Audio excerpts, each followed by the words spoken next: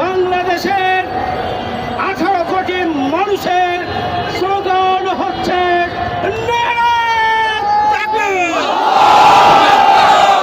বাংলাদেশের 18 কোটি মানুষের চেতনা হচ্ছে দিল্লি রে ঢাকা,